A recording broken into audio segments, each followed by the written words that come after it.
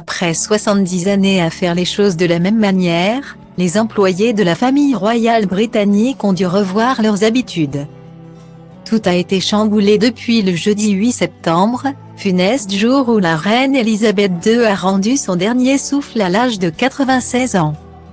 Cette disparition tant redoutée a entraîné des réactions en chaîne puisque son fils Charles a non seulement été propulsé au rang de roi, son épouse Camilla, elle, devient reine consort, mais chacun des membres de le Royal Family est monté d'un grade.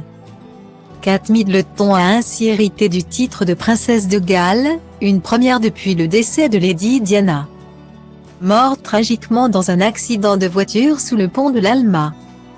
Officiellement proclamé roi 2 jours après le décès de la reine Elisabeth II.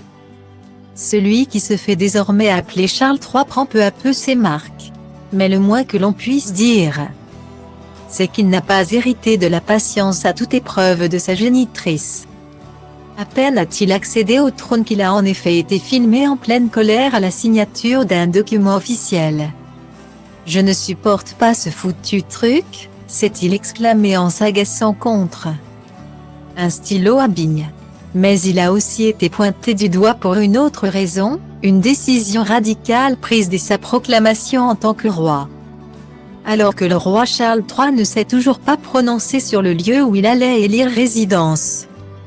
Des dizaines d'employés de Clarence House, où il a vécu sa vie de prince avec Camilla Parker Bowles, ont reçu un avis de licenciement, comme le révèle The Guardian.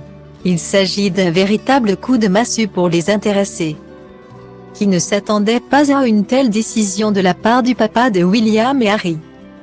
Depuis la mort de la reine Elisabeth II, il travaillait nuit et jour pour faciliter son accession au trône et ne pensait pas une seconde être remercié de la sorte.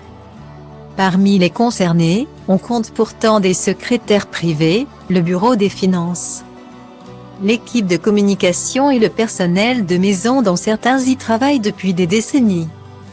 Tout le monde est absolument furieux, y compris les secrétaires privés et l'équipe de direction. Tout le personnel a travaillé tard toutes les nuits depuis jeudi, pour être confronté à cela. Les gens étaient visiblement secoués, confie une source dans les colonnes du journal britannique.